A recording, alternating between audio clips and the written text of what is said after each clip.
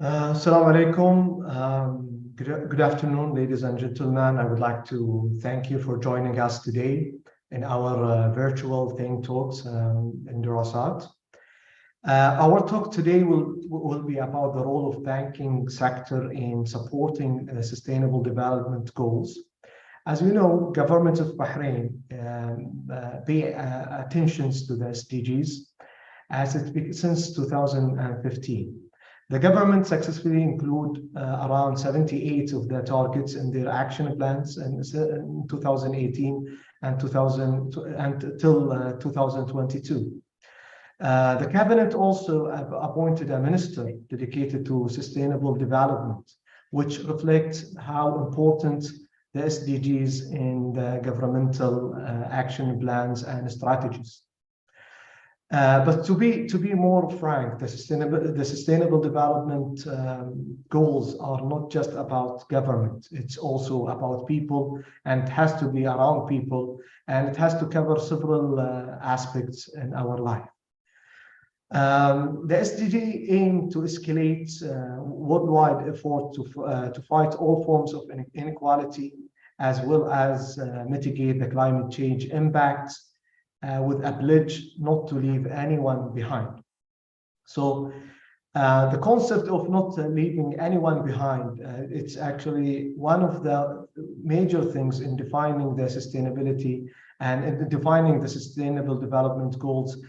And it's essential before we start our talk today to mention that the sustainability is built in three pillars. Which are social, environment, and economic.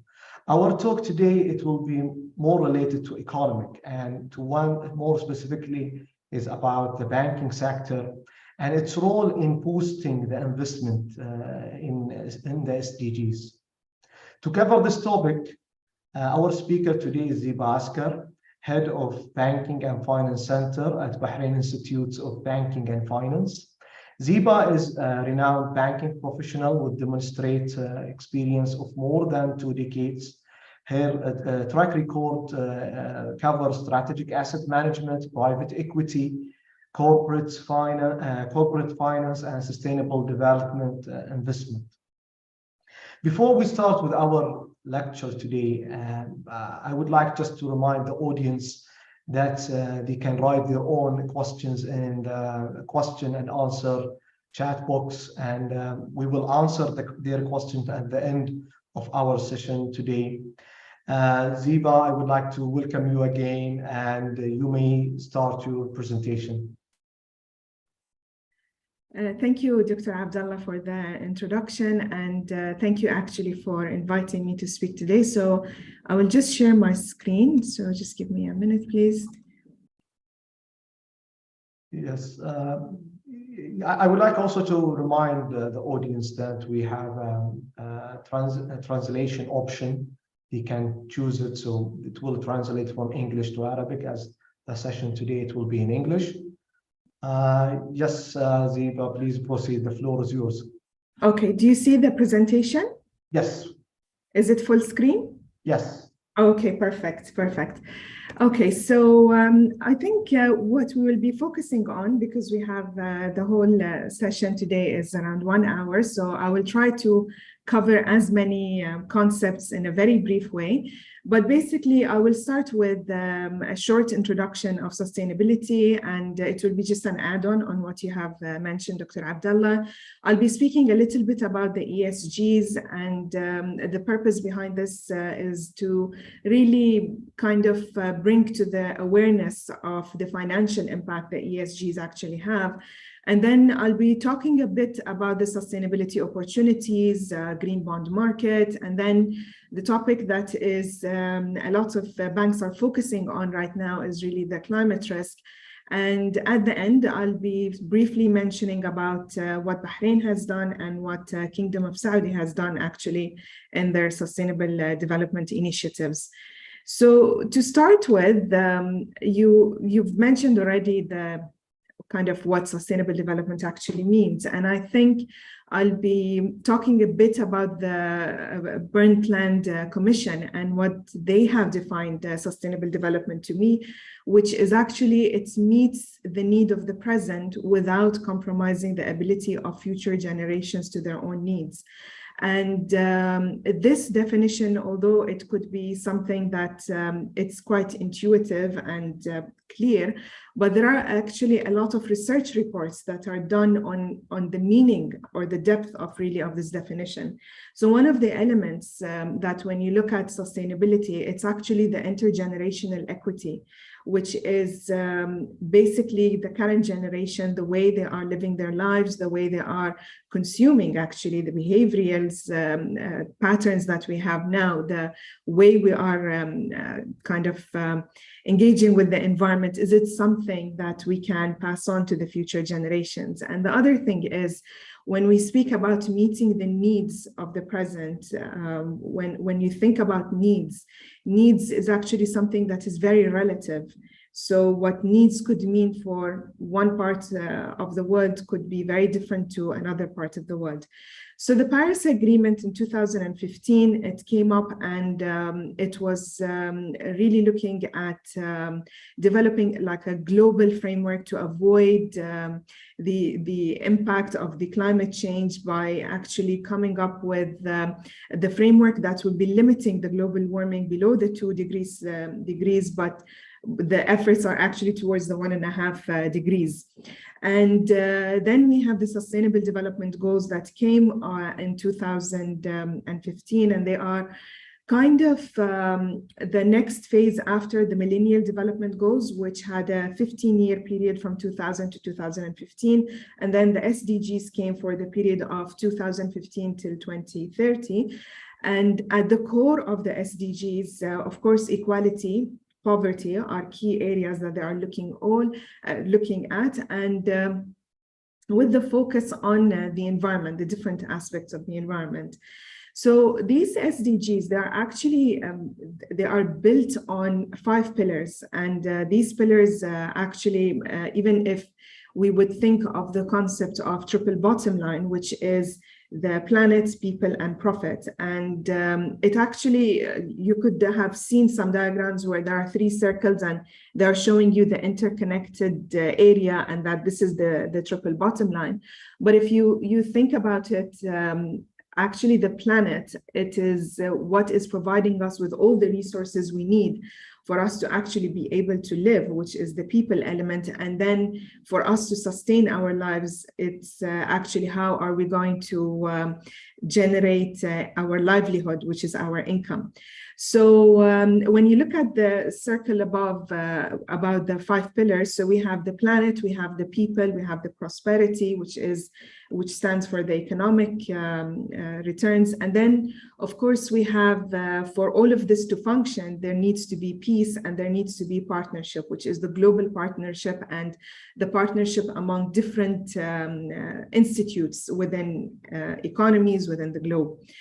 Now, if I will speak a bit about the ESGs. So ESG stands for environmental, social, and governance. And the way I like to make an analogy of how to think about them is when we look at environmental, one of the key things that could immediately resonate with everyone is what are the natural disasters that are happening around us. So we are looking at the way the climate is changing, and probably you've been experiencing that every year. You are sensing the heat waves, you are sensing the changes that are happening in the temperature around us. Of course, the natural resources depletion, water is one element, biodiversity, the use of the land, pollution and waste are other areas. When we look at the social element, I think using the example of what happened with COVID really magnified the importance of, for example, if I will just think about the employees, because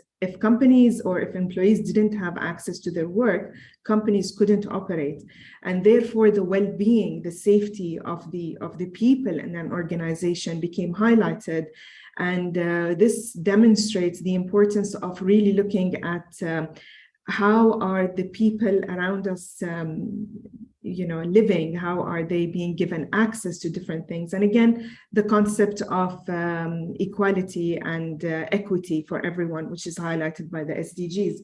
When we look at the governance, the example I would demonstrate here is the 2008 economic crisis, because when that happened, it was basically a failure in some of the major organizations around the world that caused a ripple effect on across the world. And as a result of that, we've seen that many governance codes came up, and there was more scrutiny on the organizations as a result, or as one of the triggers of the 2008. So this is just to give you a context of when you think of the ESGs, what are the examples you can relate to. And of course, we have now the rating agencies that are incorporating ESG scores when they are doing credit evaluations, or they are evaluating the different organizations as well as the governments. So just to give you kind of a financial magnitude of the natural disaster losses and how it is affecting us financially. So this one is a world map about the losses that were incurred in 2021. And you can see that around the total losses were around 280 billion. And of this amount, around 57% of it was actually uninsured losses. So if you think about it, the insured losses were around 120 billion. And this by itself, if you think of the insurance companies, it is a huge amount of money that these insurance companies are incurring. But on top of that, you would also think about the number of lives that have been lost. So in 2021, around 9,200 individuals died as a result of these catastrophes. And now here, I will share with you this 35 seconds, which just shows you that over the past 100 years, how the global warming has been increasing actually. And in the graph here, the chart, you actually can see the level of the rise in the sea level over the years. And of course, sea level rise has major economic impact on countries. If I give you a very simple example, if we think of a bridge that is being designed, it is being planned. Now, when the design is being made for that bridge, they do take into consideration the level of water. And the higher the level of water gets, the more they need to increase the height of those bridges. And this means an immediate extra cost. Now, the other thing I wanted to show you, of course, the greenhouse gases, which is being referred to a lot when the conversation comes up about the climate change. Now, the greenhouse gases, there's a book actually by Bill Gates, which is called How to Avoid a Climate Disaster. And he actually published that book in 2021, which he refers to the impact of COVID. And he mentioned that the annual emission of greenhouse gases is around 51 billion. And what we are targeting is actually zero. Now, since COVID happened and the world kind of became on pause, so the aviation stopped, the transportation stopped, people stopped going to work, the impact or the reduction that happened in those greenhouse gases was actually by around 4 to 6% only. So this demonstrates to you the magnitude of change or transformation that needs to be done for us to be able to achieve the zero emission target. Now, this graph here actually shows by different sectors, the emission by the different sectors. And as you can see, now the energy, and then there's the breakdown of which areas are actually contributing to the energy, 73%. But one area as well that needs to be also looked at is the agricultural, forestry, and land use, which contributes to 18.4%. And of course, the waste is coming up to 3.2%. And they actually have to do a lot with the way we are going about and living our lives and actually consuming resources. So there is much more than only looking at the transportation or only looking at how we are generating energy, but it's also coming to our behaviors, our consumption patterns, and how we are basically growing as population, which will be coming in the next slides. So when I look at the S factor, which is the social factors of the ESG, I will start with the population actually. Now, according to the United Nations 2022 World Population Prospects Report, the global population is projected to reach around 8.5 billion by 2030. And it's expected to reach to 9.7 billion by 2050, and then 10.4 billion by 2080. The current level of population is around 7.9 or 7.8 billion. So just think, and I will be mentioning this, if you look at, for example, the traffic congestion that happens around you, if you think about where all of these people or what kind of resources they need. So they need places to live, they need food, so their consumption, their urbanization, all of this. And then when we talk about human capital, it is about where will they be employed and what kind of skills or pressure on the education system, pressure on the healthcare system. So when you think of all of this impact, only when you are looking at the growth in population, you do realize that if we go back to the definition of sustainable development, which is the intergenerational equity, how do we think that we can achieve this if the population is growing at an exponential rate and already we are depleting the resources as of now? The other thing I wanted to share with you is the concept of the great wealth transfer. So it is estimated that between 30 to 68 trillion will be passing from the baby boomers to Generation X and the millennials. And in this infographic, I am just presenting to you how the different generations are changing and how the way they are thinking is actually changing. So if you only look at the learning style, now the learning style used to be formal, structured, but now they are very much comfortable with going virtual. Of course, people still prefer the physical interaction, but they have been, especially if you think of the younger kids who had to attend school during COVID times virtually, they are comfortable attending virtual learnings. If you look at the leadership style, so from a controlling kind of generation, preferring a controlling or accepting a controlling, now they are looking at empowering, they are looking at inspiring leadership. And the reason I'm bringing this up is because when you think of the generational change, and if you think of the mindset that is being changing and the consumption behavior that is changing over time, and that this generation is going to be inheriting all of that money, they will be in the financial power. So if it's for institutions, they will be your customers, they will be your shareholders. So how is this going to have an impact on organizations? And then digital transformation. So digital transformation, or when we look at open banking and now going to open finance, and then it is going to go to open data. So when we look at the banking sector, the competitors of the banking sector is no longer the traditional banks that you are used to them, or that you know that, oh yeah, I'm going to be grabbing market shares from them. Now it is coming up for the non-banking sectors because they are providing what is referred to as banking as a service.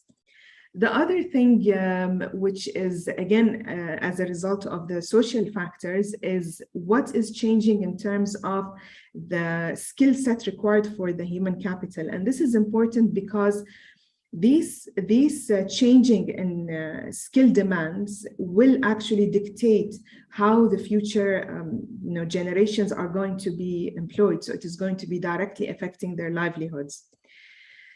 To look at the socio-economic impact of climate change, and if we're trying to connect how environment has to do with social and how is it going to be affecting us like from an economic perspective, if I would only look at, for example, when we look at the natural capital, so the decline in the Himalayan glacier, it has an impact which is a potential reduction in water supply for more than 240 million people.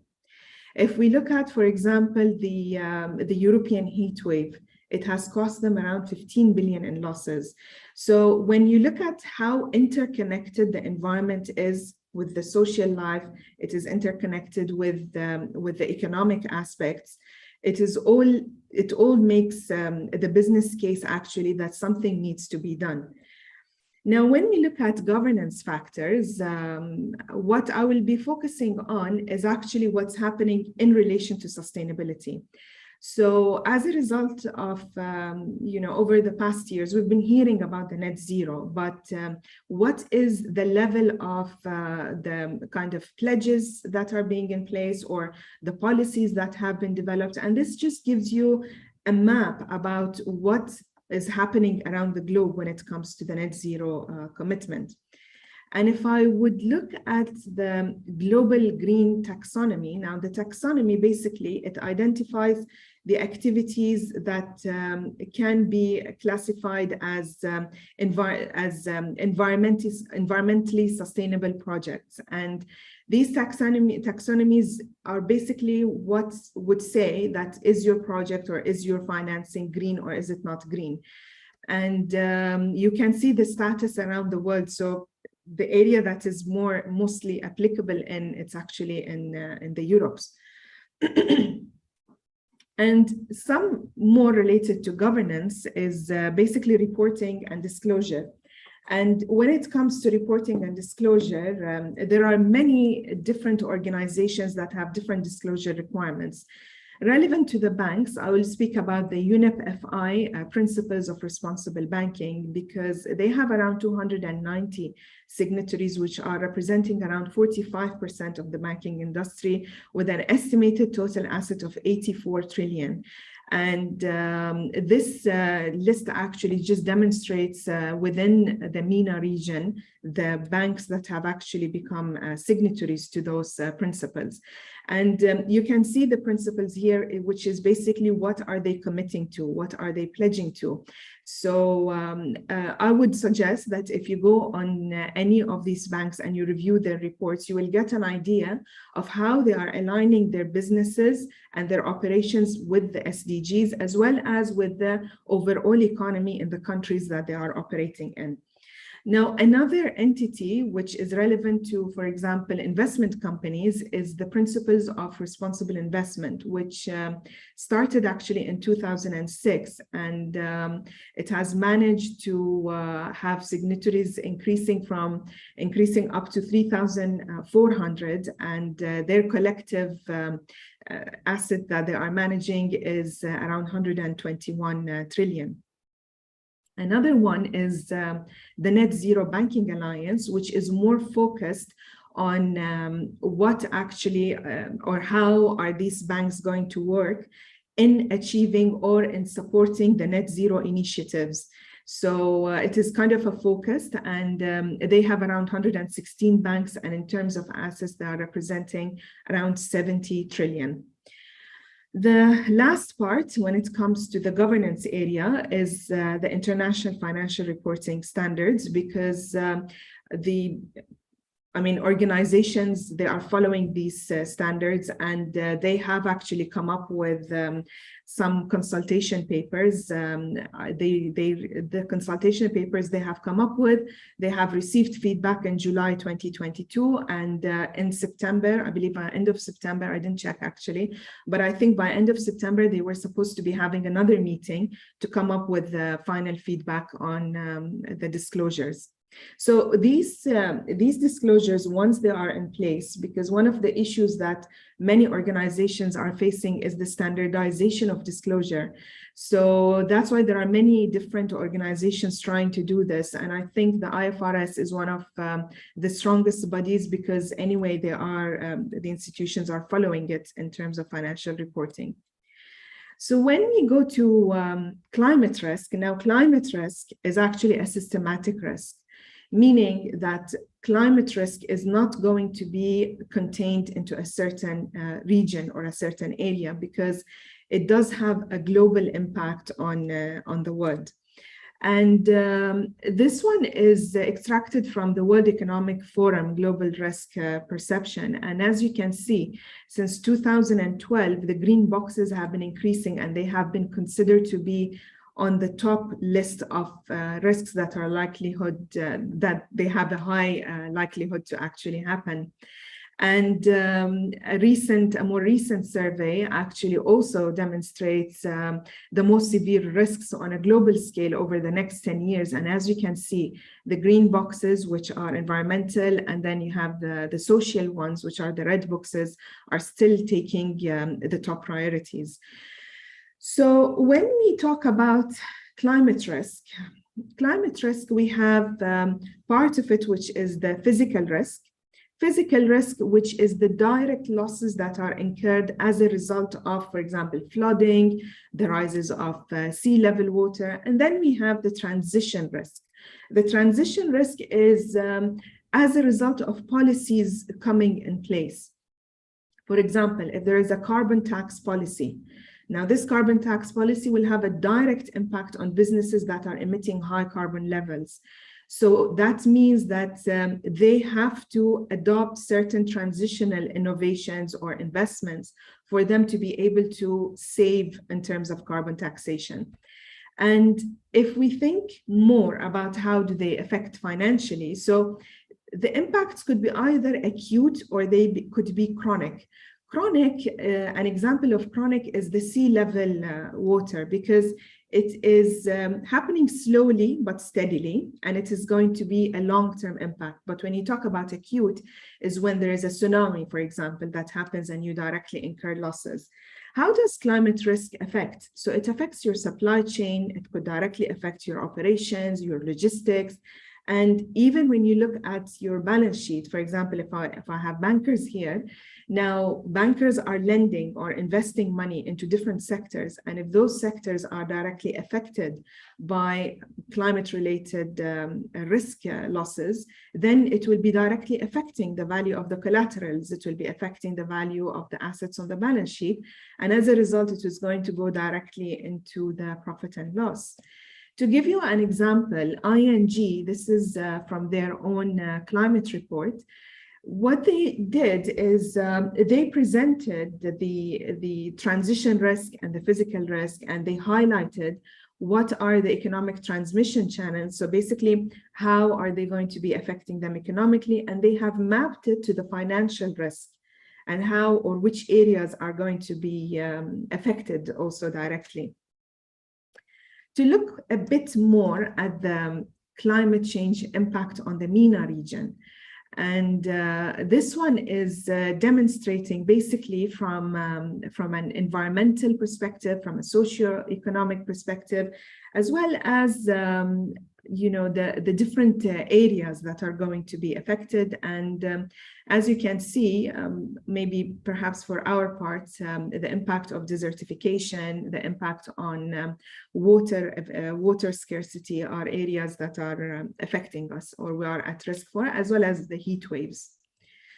Now, adaptation and mitigation, some of you might be aware of it, but these are basically the kind of investments or the areas that investments are being made in, which the mitigation is how can I reduce the emission or minimize the emission. So I'm mitigating, like avoiding having these carbon emissions.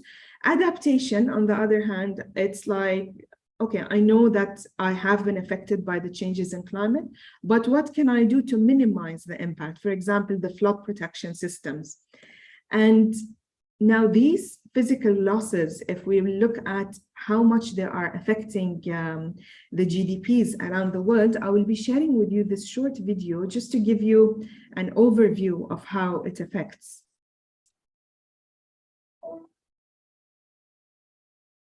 The Earth has warmed by 1 degree Celsius since pre-industrial times, and current projections see increases of a further 3 or 4 degrees this century.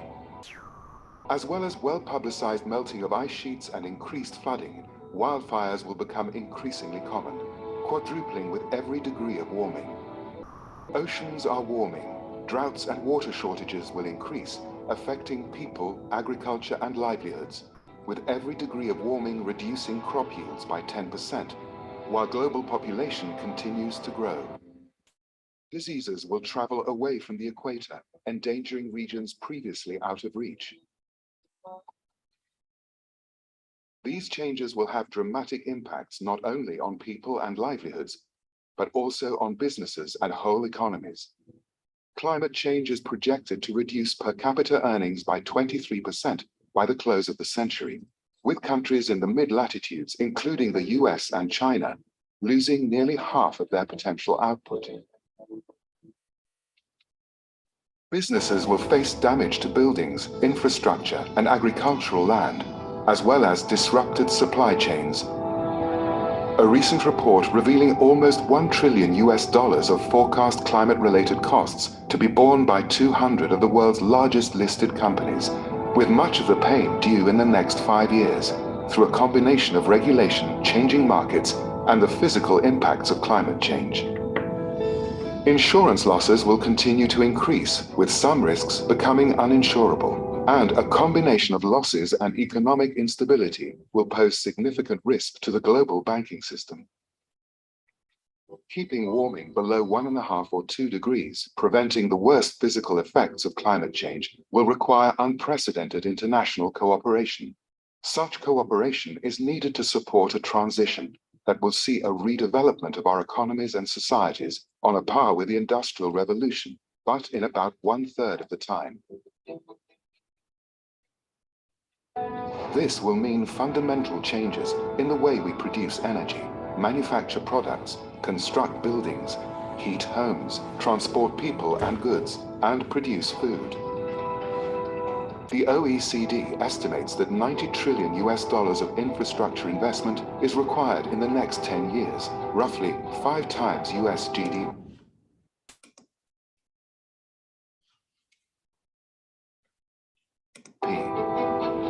However, transition is increasingly seen as more of an economic opportunity rather than a cost. This scale of investment will present huge potential upsides to those who can spot and take these opportunities.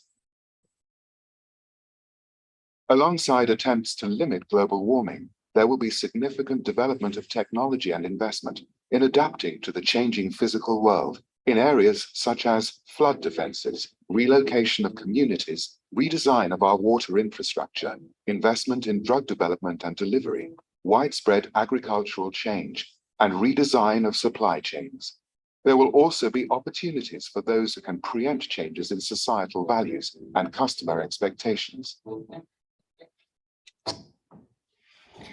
So this one is just to give you a brief snippet about how climate is actually affecting, and you've seen the adaptation, mitigation, how the per capita is going to be affected.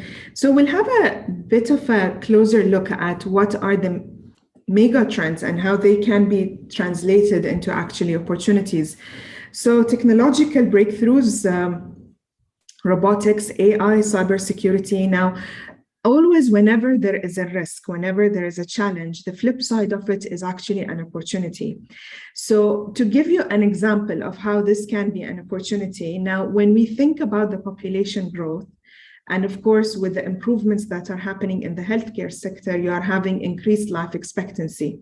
Now, this one is causing increased healthcare costs and exponential healthcare spending.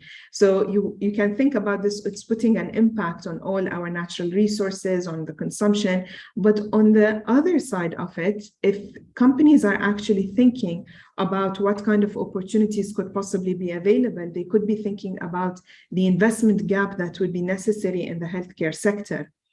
To give you a bit of a closer look on some of the areas that you can think about as investment is what are the areas of the green capex expected, or what, because you saw in the video it's saying that there is a 90 trillion gap in terms of investment that is required, and these are some of the areas that are available actually for special up to grab, I would say. There are different entities, or there are different reports, research reports that are coming up, but it's approximately estimated that between 3 to 5 trillion is required per annum until 2030. I believe it's the most recent IPCC report mentioned 6.8 trillion by 2030 to actually manage to achieve the objectives that were set for the Sustainable Development Goals. Now, this one is an extract from McKinsey, which again, they are demonstrating the different areas. And I think one area that I will be spending a bit of time on it is the carbon capture. So I'll just share with you this, it's around 1 minute video to understand what carbon capture is and how it works.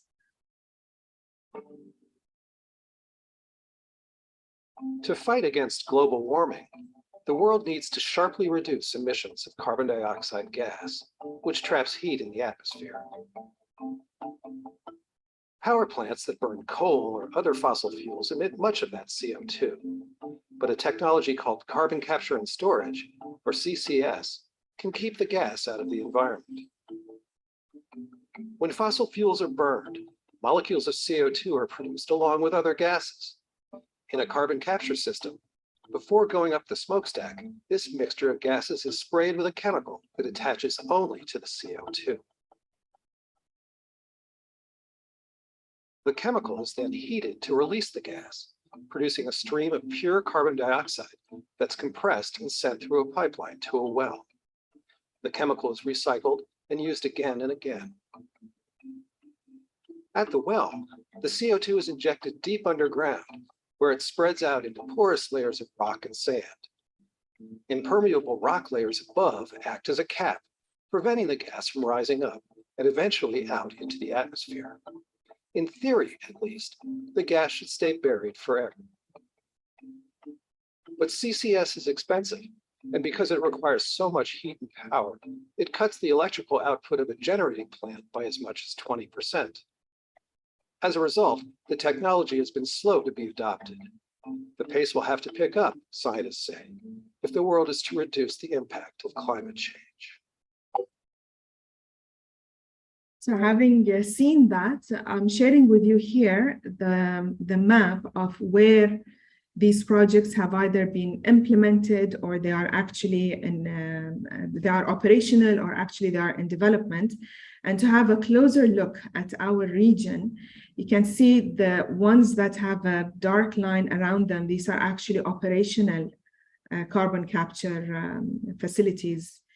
So this is something I believe that's pretty interesting for our region. And it is something that is kind of giving ideas of growth and opportunities for investments as well for the different institutions. To share with you a little bit more about the global investment in energy transition. So this is actually a report by Bloomberg NEF, New Energy Finance, and they actually look at the investments that are being made in transition investments by different sectors. And as you can see, in 2021, it has reached around 755 billion in 2021, which was higher than the 2022 level of 595 billion. So around 27% increase. And the largest sector in that was actually the renewable energy, which attracted around 366 billion. And that is 6.5% above the 2020 level. If you look at the electrified transport, actually, it was the one that grew the fastest, and it grew by around 77% over the 2020 level. Now, Asia Pacific is the region that actually has the most investments, and that is followed by the EMEA region. If we look at the bonds, the sustainability bonds, and we look at the different bonds. So you have the green bond, sustainability, social, and you have the sustainability linked as well investments. You'll see that in you can see actually the growth trajectory that is happening, and you can see the dip that happened in 2022 was as a result of the geopolitical risks that kind of put a bit things on hold or slowed them down. And when you look at the social bonds, you'll see that they have been really high in 2021 because the majority of them were actually by governments in support of the social aspects related to the COVID. Now, when we look at the sectors, actually, when we look at the sectors, you can see that the governments and agencies are the biggest issuers of green bonds, and followed by the financial sector. So in 2021, they have actually hit $1 trillion, and that was a 20-fold rise from the 2015 level. And if you look at the projection for 2020, it is expected to reach $105 trillion in 2022. So if we look at this is just some examples of bonds that have been issued in the region. And here I'm sharing with you first Abu Dhabi Bank, because they do have a full framework in terms of their green bonds and green finance. And here the issues are just some of the examples, because they had their first green bond issuance in 2017, and since then they have issued around 13 new bonds to date. And in their framework, they are very clear in terms of which or how they are going to be using the proceeds of the funds, and even in terms of the process of evaluating and selecting the projects in which they are investing in. So they have very structured governance in place, and policies as well in terms of the ESG due diligence and the approval process, and they are even being audited actually on the reports. Another example to give you, this is actually from BlackRock ESG thematic funds. So they do have some funds that are focused on specific, let's say, impacts or themes. And they are, so these funds will actually invest heavily into businesses or investments that are related within these themes. Now, for the final part of the session is basically just to give you an overview about Bahrain, and then I'll speak about Saudi. So in 2021, His Royal Highness, the Crown Prince and Prime Minister has actually announced Bahrain's commitments to the net zero, along with the renewable energy targets, as well as the different sustainability targets. And we also have the Sustainable Development Goals of Bahrain as part that this is actually extracted from the voluntary national reports on the SDGs in 2018. And you can see what Bahrain is actually focusing on.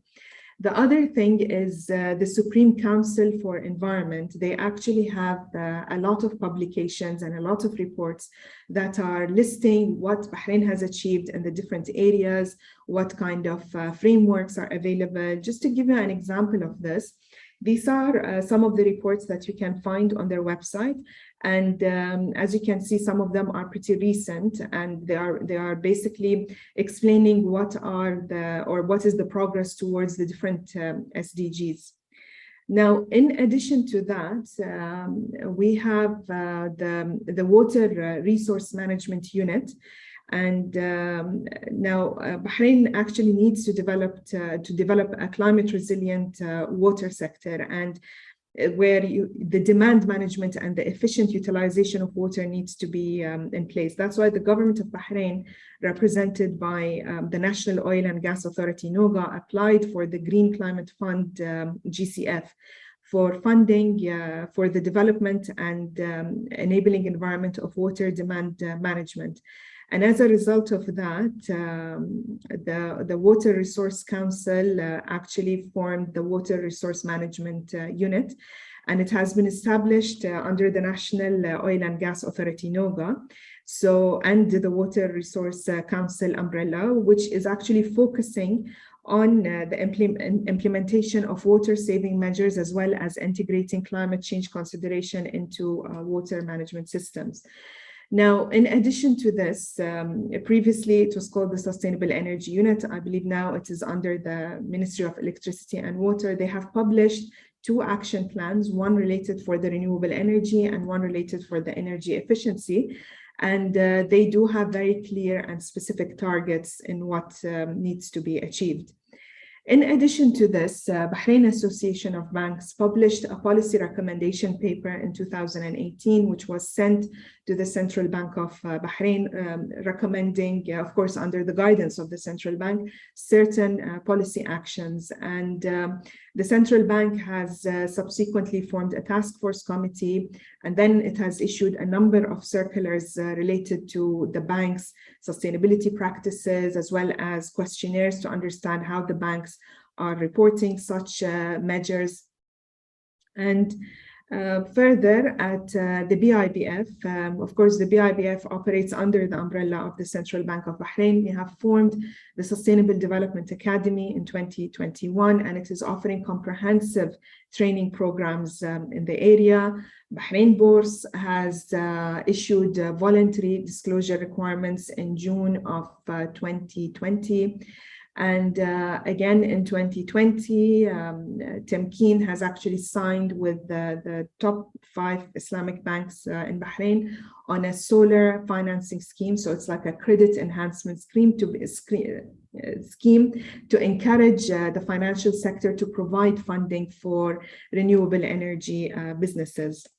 In addition to that, recently, the BIBF has actually signed MOUs with the Electricity and Water Authority, as well as with the Ministry of Oil and Environment, specifically with their Water Resource Management Unit, in order to come up with national campaigns that is creating the awareness in the renewable energy, as well as in the water resource management. So this is very brief. I might have not covered everything, but just to take maybe another 5 minutes to cover the areas or the sustainability initiatives in Saudi. So they also have a comprehensive plan, and recently some of you might have known about it. It's the Green Initiative that was announced, and it also, they have the voluntary, the national voluntary review, where they have set also very clearly and specifically the SDGs that they are focusing on. And as part of their green initiative, they have come up with 3 targets that are their key priority targets. They are focusing on reducing emission, greening Saudi, protecting land and sea. And then those targets, so they are the 3 targets, but then they have around 60 initiatives that are going to be implemented, and they have very clear timeline in terms of what is being implemented. Their public investment fund in February 2022, they have published the Green Finance Framework. And again, they have, it's pretty comprehensive, and it has also clear eligibility criteria as well in what qualifies as actually green finance. And in October of this year, they have issued the green bond, and they managed to raise around 3 billion for that.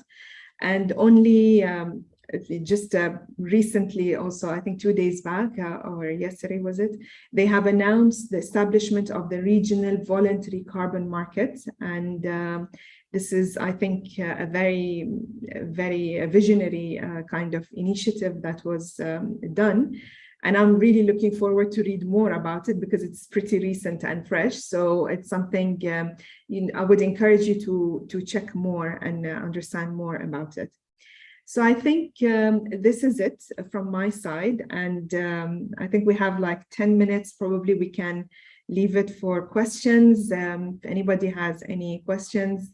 Thank you. Thank you, Ziba, for your presentation. Actually, personally, I learn a lot from the financial sectors, and so many things you touch upon, and it's very essential. And I mean, to dedicate several lectures to cover some of the topics related to the topic today. I think I have some questions, and before we proceed to the Q&A, One of the important things related to the financial sector, it's how, or the banking sector, it's how we actually can create the profits. And because these bankers are bank mechanism, it's actually attracted by benefits or profits, let's be honest. So how we can drive them from specific mindset, which focus about creating revenues and increasing the investment and revenue,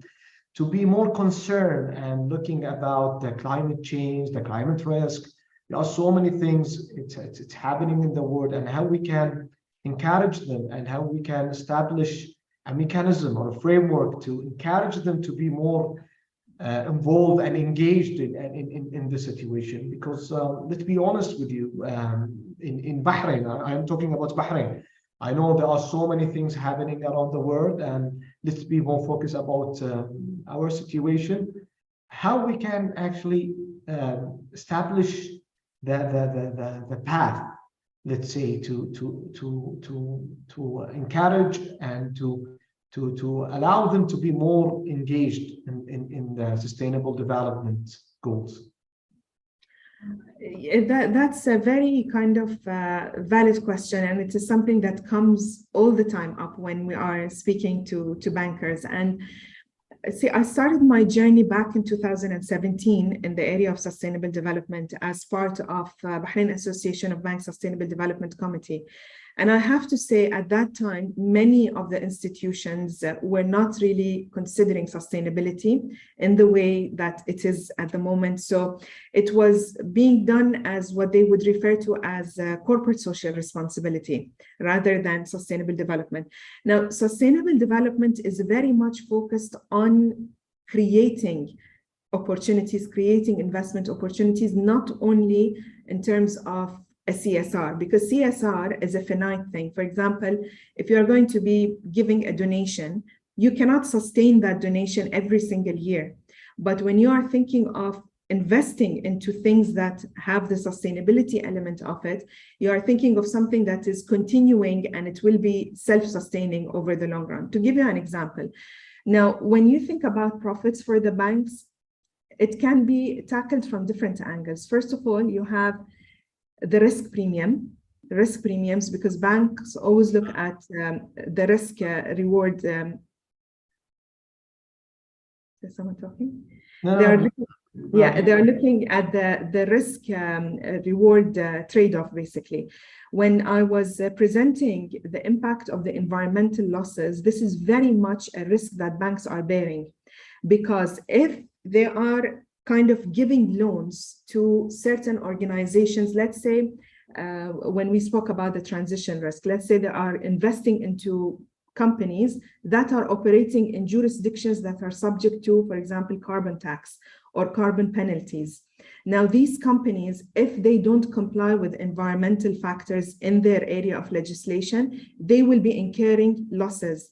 And those losses will affect their cash flows and how they can pay the bank. So therefore, there is a potential non-performing loan or a defaulting investment. So this is one way of looking at it. The other way of looking at it is in the video was talking about the insurance companies saying there are certain areas or certain investments that are simply becoming uninsurable. Now, the banks, they will not, unless they're extremely risk takers, but most of the time, they want to have very solid insurance protection in place. So if the insurance companies stop extending insurance for certain projects or areas, those entities will not be able to access funding. The other way to look at it is from an operational saving perspective. Energy cost or electricity cost is increasing, and it will continue to be increasing as the subsidy is being lifted in that aspect. So for the companies to be operationally efficient, they would need to find alternative solutions for them on how they are running their businesses operationally. So when I think of sustainability, I think of it from an operational perspective. So what I can do internally to minimize my costs and expenses. And then I think about it, how can I grow And that's the reason I shared the carbon capture, because this is only one example of areas that you see governments are investing in. And most of the time, the driver of growth is really where the government is focusing on. And when you see that they are focusing on these areas, then you as a business, you want to generate returns, you want to invest into things. So therefore, you will be investing in those areas. Yes, let me comment in your answer and ask you another answer based on my understanding here. I have some work in carbon captures technologies, and one of the important issues we faced in that actually investment. Let's say we don't reach an investment. It's a research project. It's not mature. So the investors, as you know better than me, that they will like to invest in very mature technology. And in the other side, they are not willing to invest in the R&D to develop these technologies. I mean, the way the banking sector is working, they are relying on mature technology because they don't want to waste their money. So to derive our interest to, I mean, let's from mature technology to R&D, it will take time. It will not serve their targets in short term. They are looking normally the investors or bankers. They are looking for the short term. They would like to make to utilize this budget or this amount to be a part of their marketing strategy and to be involved.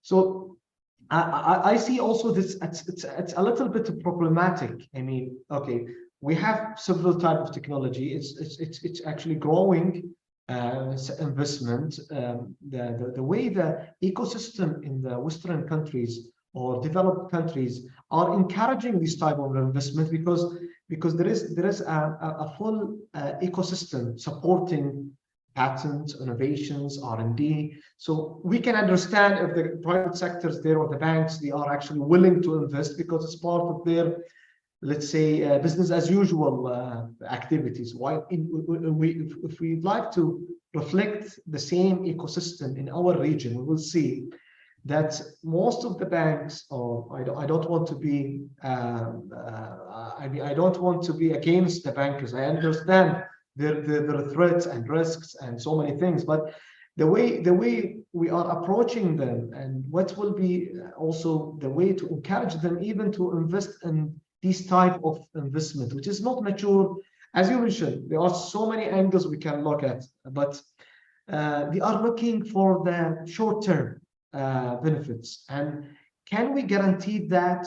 I mean, somehow through the policies, through working with international communities. Do you have? Can you comment in that perspective, please? Yes, I mean, see, the banks at the end of the day, they have to be prudent in their decision, in their investments, in what they are actually spending their money on, because they are, first of all, heavily regulated. Secondly, they do have people's money, and banks' failures is a systematic risk actually for economies. So therefore, they have to be prudent when they are investing and considering which areas they are focusing on. That's why when we worked with Temkeen actually in coming with a credit enhancement scheme, because probably in our area, extending facilities for renewable energy, it's not something a lot of institutions have actually had the exposure to. There could be some mega projects for power plant expansions, etc. But renewable energy, in terms of understanding the business drivers, the parameters, the risks associated with it, maybe not all the institutions have the same level of internal human capital that can actually, be comfortable investing in those areas. And that's why a credit enhancement scheme would be very beneficial to encourage the financial sector, because credit enhancement scheme, actually the package with Temkeen was giving them a partial, I think, capital guarantee as well as profit subsidy. And it was also paying for part of the feasibility studies that they would be doing. So these kind of support schemes in place would actually be very helpful. The second thing, if there are maybe some regulatory support as well. For example, if there is a way, of course, prudently, I have to emphasize that word, is giving them maybe a risk weighting advantage when it comes to the capital adequacy kind of calculation. So these things would give the banks a little bit more, I would say, increase their risk appetite into investing in these sectors.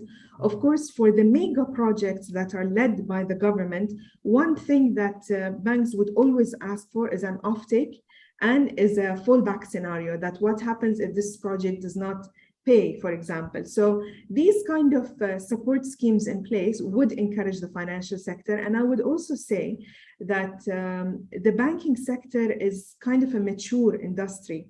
If you're looking to growth always comes by taking risk.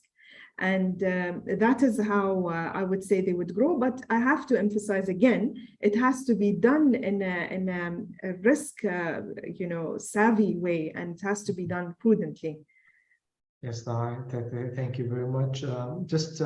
We have some question here, so we will go to the question. So I have questions. Achieving zero represents a huge challenge for economy in general due to the gaps in infrastructure for governments and corporates.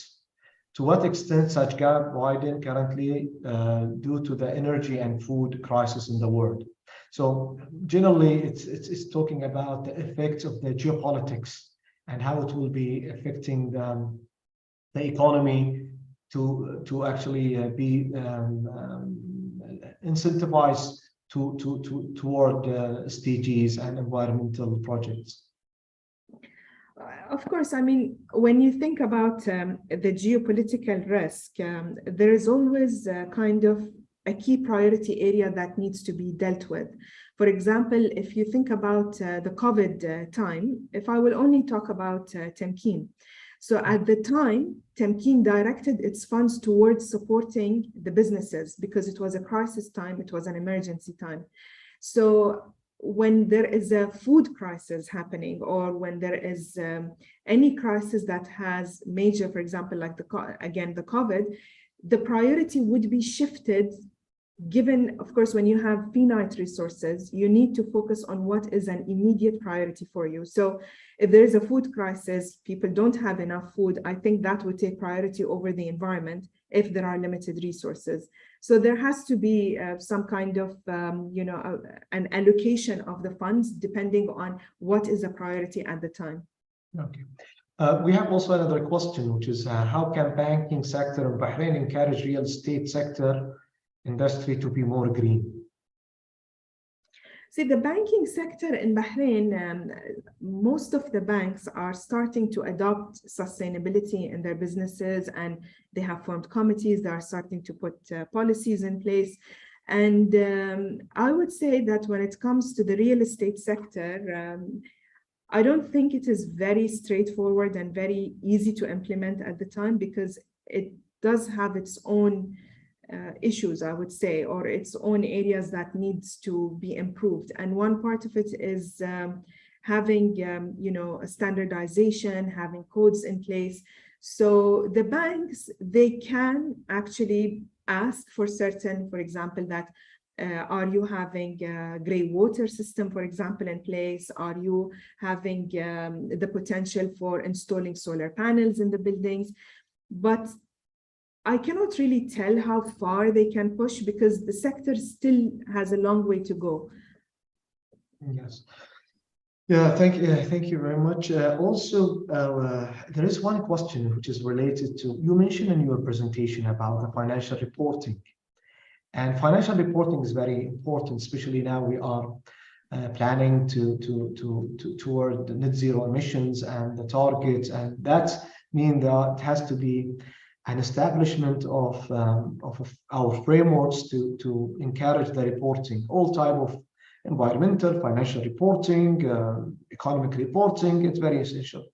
So how we can actually be certain that there is no greenwashing happen in banking sectors? I mean, there are always allegations for several companies that, okay, we hear even in the GCC, some of the companies say we are in line with SDGs, and we have these reports, all these, and nobody actually can double check with them, and even we cannot verify that if they are what they are mentioning, it's actually correct. So how we can avoid greenwashing from by utilizing the financial reporting to just reflect something is not real? Yeah, I think when I mentioned and I presented the map about the green taxonomy, now one of the reasons of that green taxonomy is creating the standardization in what is considered to be green and what is not considered to be green, because this one is kind of minimizing the possibility of greenwashing. Of course, I would say 100% assurance, I don't think you can achieve that, because even now with the conventional financial statements, the auditors don't give you 100% assurance. So it's they tell you to the best of their knowledge or to the best of their abilities that it's free from material also, not 100%. So I think once the disclosures are being standardized, and that's why perhaps the IFRS initiative, because IFRS, all the institutions are applying them. And they are working with other organizations as well to ensure that they are incorporating all of that in place. There are others, for example, there is the GRI, there is the TCFD, and all of them are catering to different aspects. So maybe some of the regulators could come up with a standardized disclosure requirement. But like they say, when there is a will, there is a way. So if somebody wants to greenwash, I mean, they would do it. There is, of course, audit in place. So there is sustainability audit that takes place. And for example, if you refer to the first Abu Dhabi Bank FAB sustainability report, they are actually being audited. So they are being vetted that the information has been verified. So we have just another question. I think we will close with this question. The question is related to is there any record statistics from the BIPF about the SDGs and ESG? I mean, from Dirasat side, we published in 2018 human national development report with the UNDP. And you can find there, you will find all the SDGs statistics at the end of the book. And there's a discussion about the sustainable development, the sustainable economic growth for Bahrain. And there are several sectors covered there: energy, environment, tourism, economy, and several things. From the IBF side, is there anything you published recently, or you have any intention to publish something soon? Yes, actually, we have a paper which is combining sustainability, so sustainable development with green crimes and supply chain. It is currently in the final editorial review to be published in one of the journals. So hopefully we'll be announcing once it is clear for publication. At the end of our session, I would like to thank you for your insights and presentation. And personally, and I think our audience also, they learn a lot from the shared knowledge from what you presented today. So on behalf of Dirasat, I would like to thank you, and I hope to see you all again in future events. Thank you very much. Thank you. Thank you so much. Thank you.